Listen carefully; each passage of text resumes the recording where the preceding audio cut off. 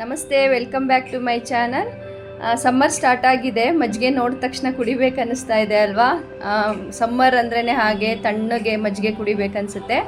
ಈ ಥರದ್ದೊಂದು ಇನ್ಸ್ಟೆಂಟಾಗೆ ಮಸಾಲ ಐಸ್ ಕ್ಯೂಬ್ನ ನೀವು ರೆಡಿ ಮಾಡಿ ಇಟ್ಕೊಂಡ್ರೆ ಎಲ್ಲರೂ ಹೊರಗಡೆ ಹೋಗಿ ಬಂದಾಗ 5 ನಿಮಿಷಕ್ಕೆ ಒಂದು ಮಸಾಲ ಮಜ್ಜಿಗೆ ರೆಡಿ ಆಗುತ್ತೆ. ಇಲ್ಲಿ ಒಂದು ಜಾರ್ಗೆ ಸ್ವಲ್ಪ ಪುದೀನ, ಸ್ವಲ್ಪ ಕೊತ್ತಂಬರಿ ಸೊಪ್ಪು, ಸ್ವಲ್ಪ ಶುಂಠಿ, ನಂತರ ಸ್ವಲ್ಪ ಕರಿಬೇವನ್ನ ಕೂಡ ಸೇರಿಸ್ಕೊಳ್ತಾ ಇದ್ದೀನಿ. ನಂತರ ಒಂದೆರಡು ಹಸಿರು ಮೆಣಸಿನ್ಕಾಯಿನ ಕೂಡ ಸೇರಿಸ್ಕೊಳ್ತಾ ಇದ್ದೀನಿ. ರುಚಿಗೆ ತಕ್ಕಷ್ಟು ಉಪ್ಪು, ಒಂದು ಅರ್ಧ ನಿಂಬೆಹಣ್ಣಿನ ರಸನ ಸೇರಿಸಿ, ನಂತರ ಇದಕ್ಕೆ ನೀರನ್ನ ಸೇರಿಸಿ ಗ್ರೈಂಡ್ ಮಾಡ್ಕೋಬೇಕು. ಗ್ರೈಂಡ್ ಮಾಡಿ ನಂತರ ಇದನ್ನು ಒಂದು ಬೌಲ್ಗೆ ಹಾಕಿ ಮಿಕ್ಸ್ ಮಾಡ್ಕೊಳ್ಳಿ ಚೆನ್ನಾಗಿ.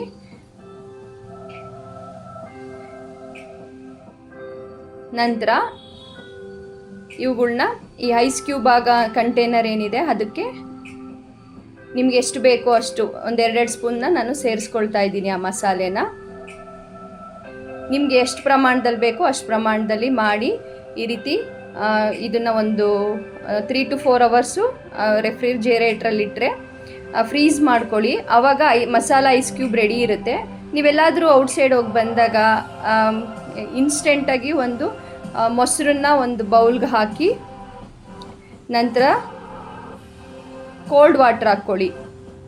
ಇಲ್ಲ ನಿಮಗೆ ನಾರ್ಮಲ್ ವಾಟರ್ ಬೇಕಂದರೆ ನಾರ್ಮಲ್ ವಾಟರ್ ಹಾಕ್ಕೊಳ್ಳಿ.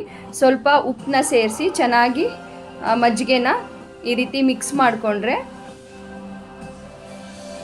ಏನಿಲ್ಲ, 5 ನಿಮಿಷ ಔಟ್ಸೈಡ್ ಹೋಗಿ ಬಂದಿರ್ತೀರಾ, ಒಂದು ಮಜ್ಜಿಗೆನ ಈ ರೀತಿ ರೆಡಿ ಮಾಡಿಕೊಂಡ್ರೆ ಸಾಕು. ಐಸ್ ಕ್ಯೂಬ್ ರೆಡಿ ಇತ್ತಂದರೆ ಇದನ್ನೊಂದು ಗ್ಲಾಸ್ಗೆ ಹಾಕಿ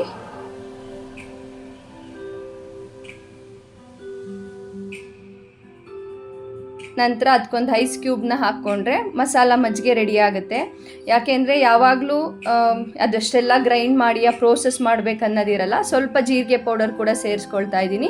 ಆ ಫ್ಲೇವರ್ ಇಷ್ಟ ಆದರೆ ಹಾಕ್ಕೋಬೋದು, ಡೈಜೆಷನ್ಗೂ ಒಳ್ಳೆಯದು, ಆ ಫ್ಲೇವರ್ ಚೆನ್ನಾಗಿರುತ್ತೆ ಮಜ್ಜಿಗೆಗೆ. ಎಲ್ಲರೂ ಔಟ್ಸೈಡ್ ಹೋಗಿ ಬಂದಾಗ ಈ ರೀತಿ ಇನ್ಸ್ಟೆಂಟಾಗಿ 2 ನಿಮಿಷದಲ್ಲಿ ಒಂದು ಮಸಾಲ ಮಜ್ಜಿಗೆ ರೆಡಿ ಆಗುತ್ತೆ. ಖಂಡಿತ ನಿಮಗೆ ಈ ಸಮ್ಮರ್ಗೆ ಇದು ತುಂಬ ಯೂಸ್ ಆಗುತ್ತೆ. ಶೇರ್ ಮಾಡಿ, ಲೈಕ್ ಮಾಡಿ, ನಮ್ಮ ಚಾನಲ್ ಸಬ್ಸ್ಕ್ರೈಬ್ ಮಾಡ್ಕೊಳ್ಳಿ. ಮತ್ತೆ ಸಿಗುವ ನೆಕ್ಸ್ಟ್ ವಿಡಿಯೋದಲ್ಲಿ. ಬಾಯ್.